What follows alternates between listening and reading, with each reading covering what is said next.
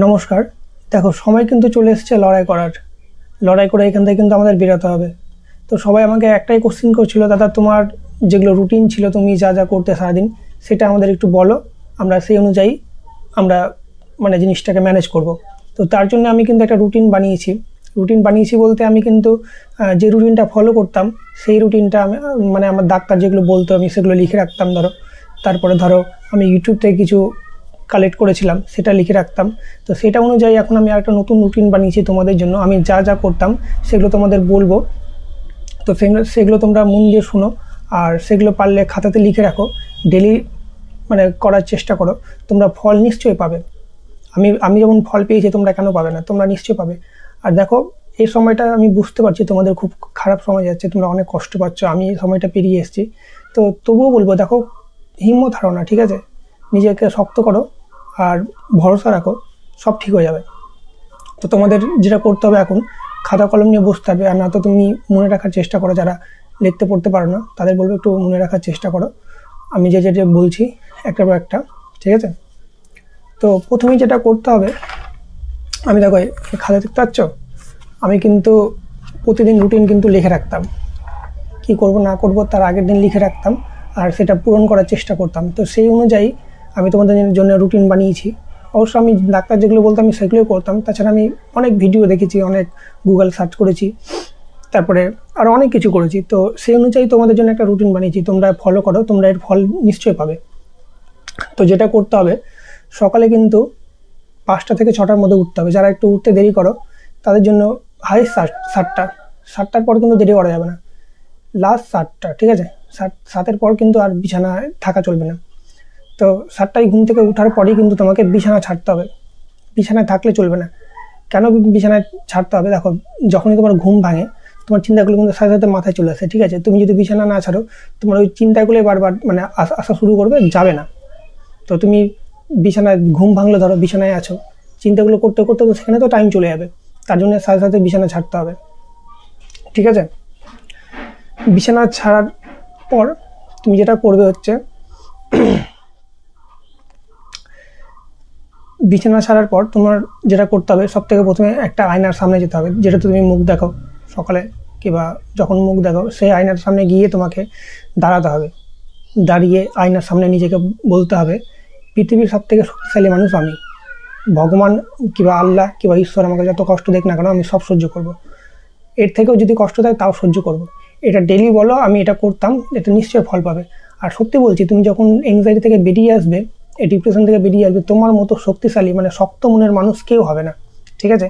এটা করে দেখবে, আয়নার সামনে গিয়ে তুমি এই কথাটা বারবার বলবে, পৃথিবীর সব থেকে শক্তিশালী মানুষ আমি। আল্লাহ হোক, ভগবান হোক, ঈশ্বর হোক, আমাকে যত কষ্ট দেখ না কেন, আমি সহ্য করব। দেখি এর শেষ কোথায়, ঠিক আছে? এটা বলবে। তারপরে যেটা করতে হবে, তোমাকে কিন্তু গরম জল করতে হবে। গরম জল বলতে কি, গরম জলকে ফুটাতে হবে না।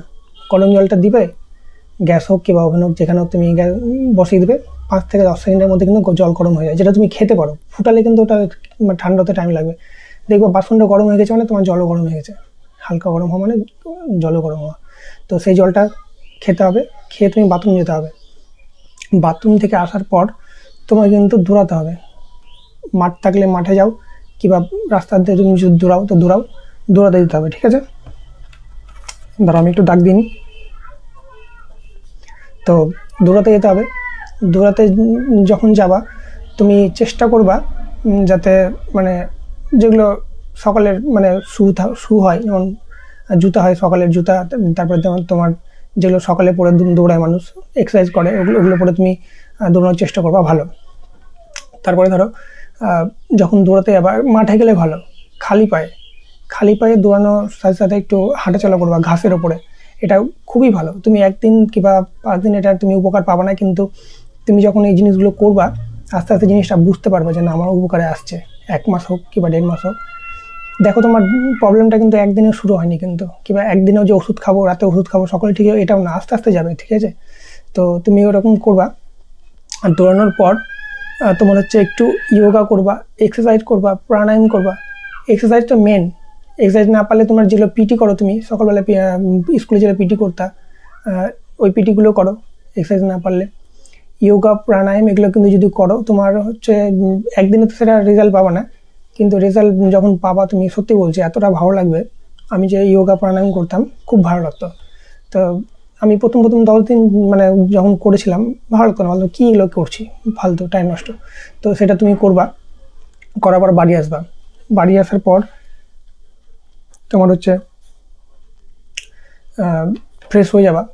ফ্রেশ হওয়ার পর যে খাবারটা খাবা সেটা হচ্ছে তোমার ছোলা খেতে হবে। ছোলা, তারপরে ধরো কিশমিশ, তারপরে ধরো কাঁচা বাদাম, এগুলো আগের দিন রাত্রেবেলা তুমি ভিজিয়ে রাখবা। 6টা-7টা কাঁচা বাদাম, 6টা-7টা ছোলা, 6টা-7টা তোমার কিশমিশ ভিজিয়ে রাখবা। ভিজিয়ে রেখে সেটা মানে ভালো করে একবার ধুয়ে না, তারপর ভিজাবা। ওই জলটা খেয়ে ও ছোলা, কিশমিশ, কাজু বাদাম মানে কাজু বাদাম যা আছে সব খেয়ে নেবা, ঠিক আছে? জলটা ফেলা দরকার নেই। যখন তুমি জলটা ভিজাবা তখন ধুয়ে ভিজাবা, আর কিছুতে ঢেকে রাখবা, তাহলে তুমি জলটা খেতে পারবা। তো ওটা করবা, ঠিক আছে? আর তারপরে তোমার হচ্ছে সকালে যে ব্রেকফাস্টটা করবা, মানে সকালের খাবারটা যেটা খাবা, সিদ্ধ ভাত হোক কিংবা তোমার যেটা খাও তুমি, তরকারি মরকারি দিয়ে হোক কিংবা সিদ্ধ ভাত হোক কিংবা মানে যেটা খাবা, ভাত খাওয়ার চেষ্টা করবা। তো সেটা হচ্ছে তোমার পেট ভরে খাবা, ঠিক আছে? যতটা পারবা পেট ভরে খাবা। আর তোমার একটু স্যালাড রাখবা, তোমার শশা মশা এগুলো রাখবা খাবারে, ভালো। তার সাথে তুমি ডিম সিদ্ধ রাখতে পারো, সেটাও ভালো খাবারের সাথে। তো সকালের খাবারটা কিন্তু পেট ভরে খাবা, ঠিক আছে? আমি পেট ভরে খেতাম সকালের খাবারটা। কেন, এংজাইটিতে কী বলো তো, তোমার কিছু খাওয়া যেত না। মন খারাপ থাকলে মানুষ কী খাবে? মনেরই তো প্রবলেম।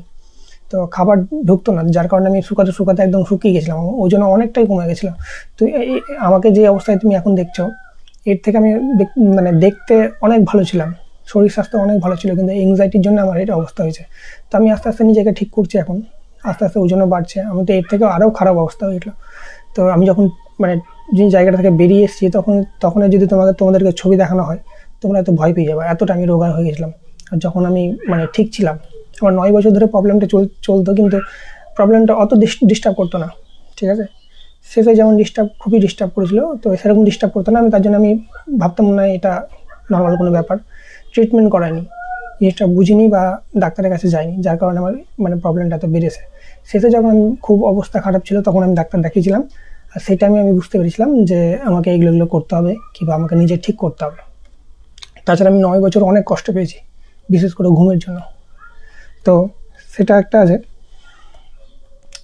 তারপর তোমার পেট ভরে খাওয়া দাওয়ার পরে তুমি যেটা করবা, নিজের কাজ, তুমি যে কাজটা করো, তুমি যদি কোনো কোম্পানিতে কাজ করো, কোনো জব করো, সেখানে যাবা। প্লাস তুমি যদি ছাত্র হয়ে থাকো, তাহলে তুমি পড়াশোনা করবা, পড়াশোনা করতে বসে যাবা, ঠিক আছে? আর বাড়ির কাজ থাকলে বাড়ির কাজ করবা। তারপর দুপুরে যে খাবারটা খাবা, সেটা হচ্ছে তোমার দেখবা যে তেল মশলা এতে কম থাকে। কেন বলতো, এংজাইটিতে কিন্তু যেটা খাবা সেটাই গ্যাস হয়ে যায়। মাছ মাংস তো খাচ্ছ, মাংস তুমি খাচ্ছ, আর পরেও তো খেতে পারবা, তাই না? কম খাওয়ার চেষ্টা করবা, শাকসবজি বেশি করে খাও। তারপর ধরো তেল মশলা কম খাও, কেন এই টাইমটাতে তুমি যেটাই খাও না কেন তোমার গ্যাস হয়ে যাবে। গ্যাস হয়, আমি তো গ্যাস নিয়ে অনেক দিন ভুগেছি, অনেক, মোটামুটি 2 বছর তারও বেশি গ্যাসে নিয়েই ভুগেছি। আমি যেটা খেতাম সেটাই গ্যাস হয়ে যেত, বমি পেত, গ্যাস হয়ে যেত। তো চেষ্টা করবা তেল মশলা খাবারগুলো একটু কম খেতে। বাড়িতে যে থাকবে, মা হোক কিংবা কাজের মাসে হোক বা যে থাকবে না কেন, বলবা একটু তেল মশলা যাতে কম দিতে, ঠিক আছে? তারপর খাবারের সাথে কিন্তু দুপুরে যে খাবারটা খাবা, বাজার থেকে কিন্তু দই কিনে পাওয়া যায়, কিংবা টক দই যেটা হয়, 10 টাকার কিনে আনলে তোমার হয়ে যাবে। ডেলি খেতে হবে না, মাঝে সাঝে খাবা। কেন টক দই তোমার হচ্ছে ভালো ব্যাকটেরিয়াটা যেটা হয়, ওটা ভালো ব্যাকটেরিয়া থাকে। ব্যাকটেরিয়া 2 ধরনের, ঠিক আছে? একটা খারাপ ব্যাকটেরিয়া যেটা আমাদের ক্ষতি করে, একটা ভালো ব্যাকটেরিয়া যেটা আমাদের ভালো। তো ভালো ব্যাকটেরিয়া দইয়ে থাকে, তো সেই টক দইটা তুমি খেতে পারো ভাতের সাথে, একটু লবণ দিয়ে ভাতটা খেতে পারো, ভালো। ডেলি না খেতে পারলে 1 দিন 2 দিন পর খাবা, কিংবা 4 দিন 5 দিন পর খাবা। টক দই ভালো, টক দইটা খাবা, ঠিক আছে? সেটাতে শক্তি পাওয়া যায়। তারপরে তোমার হচ্ছে বিকালে তুমি যদি কাজ থেকে বাড়ি চলে আসো, কিংবা বিকালে তুমি যদি স্টুডেন্ট হও, পড়াশোনা শুরু করার আগে একটু যোগা করো, প্রাণায়াম করো, মানে তোমার নিঃশ্বাসের ব্যায়াম যেটাকে বলে আর কি, করো, দেখবা মাইন্ডটা ফ্রেশ লাগবে, ভালো লাগবে। আর সকালে যেটা তুমি দৌড়াতে যাচ্ছিলে, সেখানে একটা কথা বলতে ভুলে গেছি, সকালবেলা কিন্তু গান শুনবে না।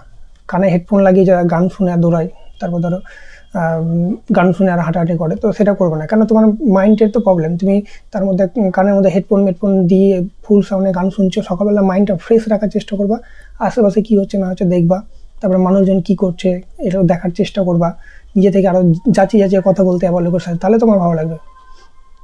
আর বিকালে তুমি যদি মানে কাছ থেকে বাড়ি চলে আসো, কিংবা ধরো তুমি স্টুডেন্ট থাকো, যদি বাড়িতেই থাকো, তাহলে যোগা প্রাণায়াম যেগুলো নিঃশ্বাসের ব্যায়াম বলে ওগুলো বাড়িতে কিন্তু অবশ্যই করবা। আর যারা বুঝতে পারছো না যে যোগা প্রাণায়াম কি, তো ইউটিউবে যাও, ইউটিউবে গিয়ে লিখবা যোগা প্রাণায়াম বা নিঃশ্বাসের ব্যায়াম লিখলেও তুমি হয়তো পেয়ে যেতে পারো। তো সেগুলো করবা, ঠিক আছে। তারপর সন্ধ্যাবেলায় তুমি হালকা জল খাবার খেলা, একটা ডিম সিদ্ধ খেলা। তারপরে বাইরে কিন্তু ভাজা পোড়া একবারে বাদ, ঠিক আছে। ভাজা পোড়া খেলেই তোমার মধ্যে গ্যাস, তার মধ্যে গ্যাস হবে, পেটের প্রবলেম হবে। তুমি সুস্থ হয়ে যাও, তারপরে তোমার যা খেতে ইচ্ছা সেটা খাবা, আগে তো সুস্থ হও, ঠিক আছে। বাইরের ভাজা পোড়া একদম বন্ধ করে দাও, একদমই চলবে না। ডিম সিদ্ধ, কলা এগুলো খেতে পারো সন্ধ্যার দিকে, মানে খিদা যদি পাই তাহলে, যদি না পাই খিদা অবশ্যই পাবে, কেন তুমি দুপুরবেলা ধরো মানে খেয়েছো, আবার সন্ধ্যা, তাহলে তো খিদা তো পাবে। এই টাইমটাতে খিদা পাই না, মন যদি ঠিক না থাকে তাহলে কী করে খিদা পাবে, তবুও খাওয়ার চেষ্টা করবা বিকেল একটা কিছু, ঠিক আছে। তারপর ধরো 8টা 9টার মধ্যে তোমার হচ্ছে যদি বাড়িতে থাকো তাহলে চেষ্টা করবা যে টিভি, ল্যাপটপ, মোবাইল এগুলো থেকে মানে দূরে থাকতে, টোটালি বন্ধ করে দেবা। মোবাইল দেখা টোটালি বন্ধ করে দেবা। কেন বলছি, 8টার পর যদি তুমি মোবাইল দেখো, মোবাইল দেখলে তোমার কী বলতো, মানে যে আলোটা থাকে মোবাইল, টিভি কিংবা ল্যাপটপের যে আলোটা থাকে সেটাতে ঘুম কিন্তু নষ্ট করে দেয়।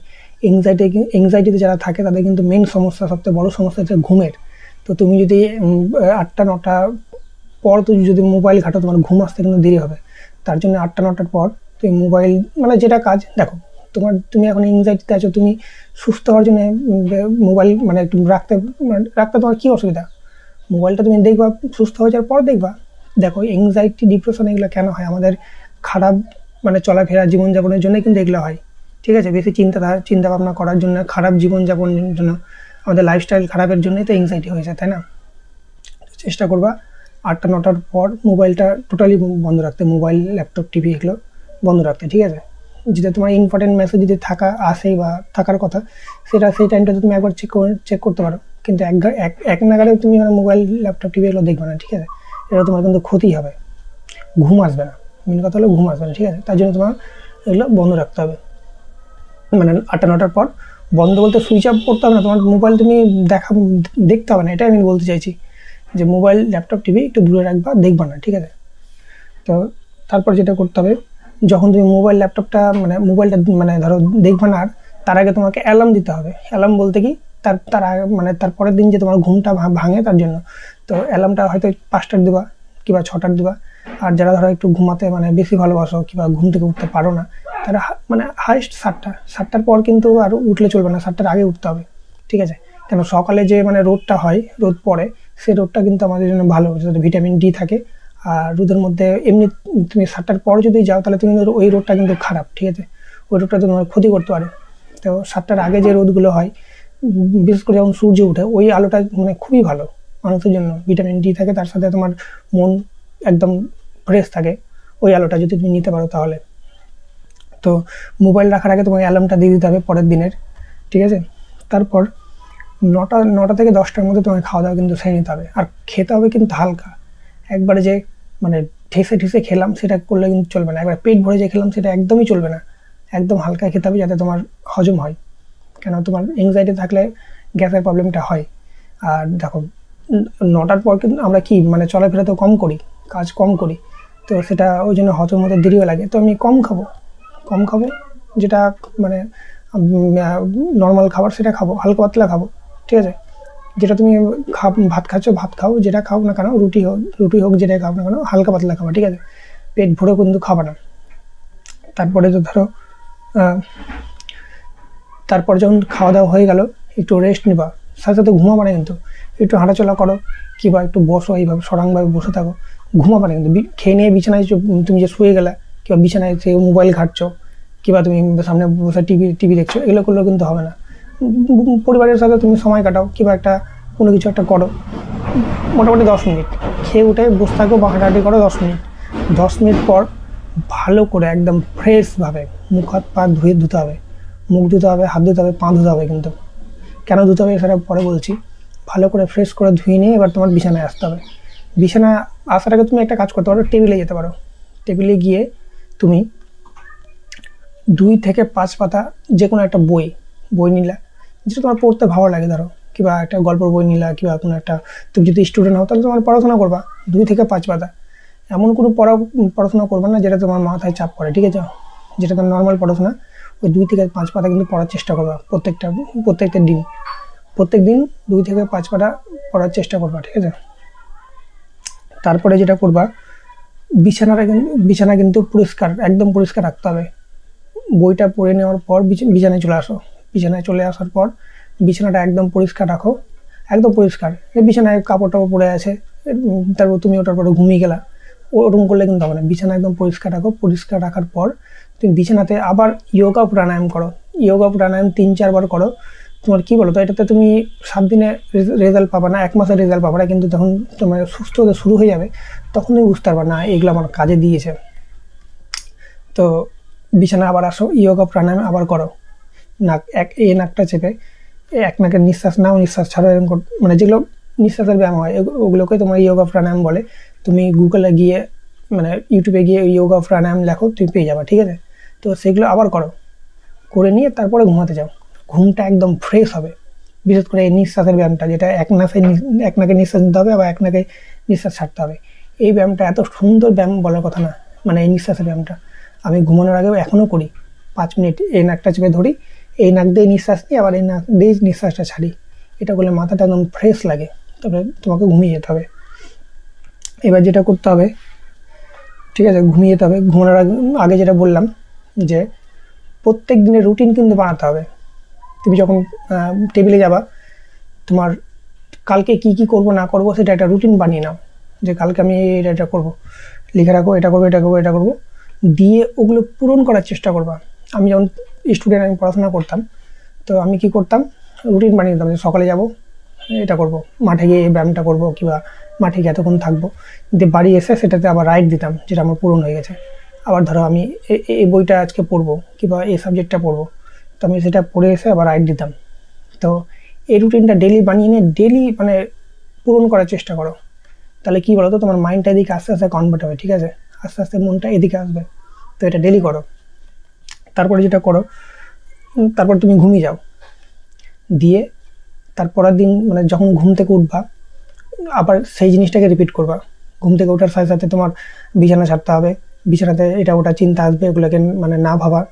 যত তুমি ভাবতে যাবা বিছানা থেকে ওগুলোই চিন্তা আসবে। তারপর উঠে গিয়ে আয়নার সামনে যেতে হবে। আয়নার সামনে আমি যেটা বললাম সেটা বলবা, যাতে আমি সবথেকে শক্তিশালী ব্যক্তি, ঠিক আছে, এগুলো বলবা। তারপরে ধরো তুমি গরম জল করতে হবে, গরম জলটা খেতে হবে। তারপর যেগুলো বললাম সেগুলো তুমি লিখে নিয়েছো এতক্ষণ হয়তো। তো সেটা করে নেওয়ার পর এবার লাস্ট যেগুলো আমি বলছি সেগুলো একদমই করবা, মানে করতেই হবে। যেটা হবে মদ, বিড়ি, তারপরে সিগারেট, এটা টোটালি ছাড়তে হবে। যাদের এংজাইটির প্রবলেম হয়েছে তাদের মদ, বিড়ি, সিগারেট কিন্তু টোটালি ছাড়তে হবে। অনেকজন বলে যে দাদা আমি তো মদ ছাড়া থাকতে পারবো না, আমি তো মদ খেয়ে তোমার ঘুমটা হয়। দেখো একটা অভ্যাস হয়ে গেছে, তার জন্য হয়তো তোমার ঘুমটা আসছে, কিন্তু এটা তোমার এংজাইটির জন্য প্রচুর খারাপ, ঠিক আছে? তোমার শরীর থেকে তোমার আর কিছু নাই। শরীর থাকলে তুমি সব পাবা, শরীর না থাকলে তুমি কিছু পাবা না। তো মদ, বিড়ি, সিগারেট এটা টোটালি ছাড়তে হবে, ঠিক আছে? তারপরে যেগুলো চিন্তা আসছে তোমার, বাজে চিন্তা আসে, এটা ওটা, আমি যেটা করতাম, আমার যেগুলো চিন্তা আসতো সেগুলো কিন্তু আমি খাতায় লিখে নিতাম। আমাকে ডাক্তার বলেছিল খাতায় লিখে নেবা। তো মানে আমি একজন সাইকোলজিস্টকে দেখিয়েছিলাম, সে আমাকে বলেছিল খাতায় লিখে নেবা, আর যদি তারপরের দিন দেখবা এগুলো আছে কি নাই। তো আমি সেটাই করতাম, খাতায় লিখে নিতাম। খাতায় লিখে নিয়ে আমি পরের দিন দেখতাম যে এগুলো আমার সিমটম আছে কি না চলে গেছে, এরকম ডেলি লিখতাম। আর পৃষ্ঠা উল্টে কিন্তু দেখতাম যে আমার কোনটা সিমটম চলে গেছে এবং চিন্তাগুলো আসছে না। মানে যে চিন্তাগুলো তোমার আসছে সেগুলো খাতায় লিখে নাও, আর তোমার 4 দিন হোক 5 দিন হোক পরে দেখবা যে চিন্তাগুলো নাই। মানে কি বলতো, আজকে এই চিন্তাটা আসছে, 10 দিন পরে দেখবা এই চিন্তাগুলো নাই, অন্য চিন্তা চলে এসছে। তো এরকম একটা প্যাটার্ন তৈরি হয়ে যায়, ঠিক আছে? মানে একটা সার্কেল তৈরি হয়ে যায়। তো খাতায় লিখে নিবা চিন্তাগুলো যেগুলো তোমার আজকে আসছে। লিখানোর পর আমি যেটা করতাম, চিন্তাগুলো তুমি আবার কেটে দেবা। মানে যেটা তোমার চিন্তা আসছে তুমি বসে বসে লিখছো, কেটে দেবা। যে আমি যেটা করতাম, আগুনে পুড়িয়ে দিতাম, পৃষ্ঠাটা ছিঁড়ে নিতাম, যে চিন্তাগুলো আসছে চিন্তাগুলো লিখলাম, দিয়ে চিন্তাগুলোর উপর আমি ভাবলাম যে এই চিন্তাগুলো যে আমার আসছে, এগুলো চিন্তা তো আমার আগে আসতো না, এটা কোনো মানে আছে কি চিন্তাগুলো, এই চিন্তাগুলো কোনো অর্থ আছে কি, এরকম ভাবতাম, নিজেকে বুঝাতাম এই চিন্তার কোনো ভ্যালু তো নেই। আমার যেমন ধরো চিন্তা আসতো যে একজন একজন এংজাইটিতে একজন পাগল হয়ে গেছে, এরকম চিন্তা আসতো, তাহলে আমি পাগল হয়ে যাবো। তো আমি ভাবতাম যে এতজন ডাক্তার দেখাতে আসছে, কেউ তো পাগল না, সবাই তো সুস্থ আছে। তো আমি চিন্তাটা করতাম, লিখতাম যে মানুষ পাগল হয়ে যায় নাকি এংজাইটিতে। তারপরে নিজেকে বুঝাতাম যে এতজন ডাক্তার দেখাতে আসছে, তারা তো সুস্থই আছে। আমি তো যদি পাগল হতাম তাহলে তো আমি ডাক্তারের কাছে যেতে পারতাম না, আমি নিজে বুঝতে পারতাম না আমি কী করছি না করছি। তো এই চিন্তাটা লিখে নেওয়ার পর আমি সেটাকে আবার কেটে দিতাম, কেটে দেওয়ার পর সেটাকে আমি আগুনে পুড়িয়ে দিতাম। তা আমি ডেলি করতাম। আর ধরো খারাপ খারাপ চিন্তা তোমাদের মানে বলে বোঝাতে পারবো না, আমি মানে মরে যাওয়ার মতন অবস্থা ছিল আমার। আমি অনেকবার ভেবেছিলাম নিজেকে শেষ করে দেবো, সুসাইড করেও আত্মহত্যা করে নেবো। কিন্তু তারপর নিজেকে বুঝাতাম যে শেষ করে দিলে তো আমার তাহলে তো কিছুই থাকলো না। এটা কিন্তু তোমার নিজেকে শেষ করে দেওয়া, এটা কিন্তু বুদ্ধিমানের কাজ না। এগুলো এংজাইটি, ডিপ্রেশন, বিশ্বাস করো বুঝার জিনিস। এগুলো তুমি যদি ধরে বসে থাকো তোমার অনেক দিন থাকবে যে না আমার ভুল হয়েছে। আর যদি বুঝার চেষ্টা করো সেটা তোমার মানে কী বলবো, সবই চলে যাবে। আরও তুমি একটা সাহসী মানুষ তৈরি হয়ে যাবে। তোমাকে একটাই কথা বলি, যাদের মন ভালো তাদেরই কিন্তু মনের প্রবলেম হয়, ঠিক আছে, মনের সমস্যা হয়, এংজাইটি হয়। যারা ভালো মানুষ তাদেরই হয় এইগুলো সমস্যা।